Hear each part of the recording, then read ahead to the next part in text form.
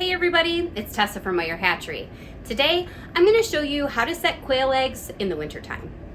Alright, so yesterday my order of Coturnix quail eggs came in the mail. They've been sitting for 24 hours so they can rest after their journey, and I'm ready to set them. So the first step when you're setting your quail eggs is getting your incubator ready. Now you'll see that mine's off right now. I have been running it for the past 24 hours, so it is up to temperature and humidity in there, but sometimes when I remove the lid for an extended period of time and the temperature drops, it makes a horrible squealing noise, and I don't want to hear that today. So, I've got it off, but I'm going to show you how I set this up, because quail eggs are smaller than chicken eggs, and a lot of incubators do not come with the attachments for smaller eggs. It is worth the time and the extra cost to make sure that you have the appropriate spaces in your incubator for quail eggs. And I'm going to show you why. Now I'm going to be using this Nurture-Right 360 for my quail eggs. It is currently my most used incubator, and I have a couple of them, and I like to set them up so I have one hatcher and I have one incubator, so I can move them if I'm doing separate batches, or if I'm doing meat quail and some feather sexable quail, I can keep them separated. But today all of my eggs are going into the same place. So inside your incubator, if you have one that has a turner, it's gonna have pre-made spaces for your eggs. This is the one that comes with the incubator that you see right here. Look at the size compared to the spot.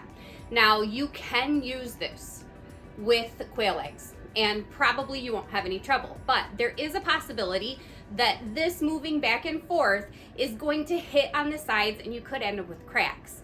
Now this product does not come with anything for smaller eggs, but if you know someone with a 3D printer or you're handy yourself, you can make your own that will fit inside.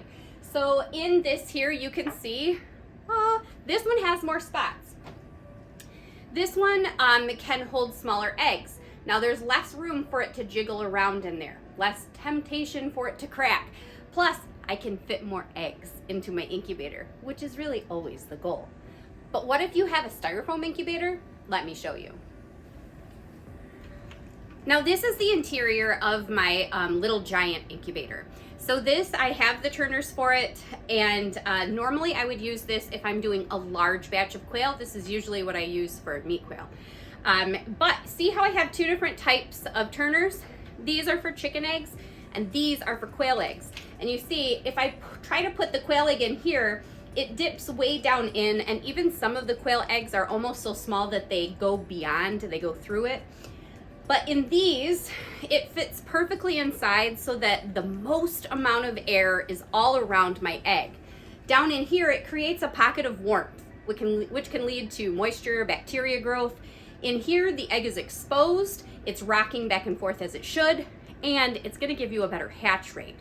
So when you're hatching quail, make sure you have the right attachments, or make sure you have the right incubator for your size of egg. Okay. I put my eggs back into the incubator and I'm going to turn it on in just a second. But before I do, I want to talk to you about placement of your incubator. I live in an old house. Maybe you do too. Or maybe your new house is drafty. It happens. Know your house and know where your incubator is not going to get direct sunlight and it's not going to catch any drafts or heat. So in this case, I've got my incubator tucked over here in a place where I know it's not going to be jostled, it's not going to get any drafts or any indirect heat, and it's also in a really good place because when my kids come to play video games, they can check on the eggs. Plus, while I'm watching TV, I can check on the eggs, which is my favorite. So, know your home. Make sure that incubator is in a safe place. Get it turned on, get it going, and get ready to hatch. If you have any questions at all, be sure to reach out to us at info@myhatchery.com. And did you know that you can save $5 off your next order if you use code MHYT at checkout? Give it a try.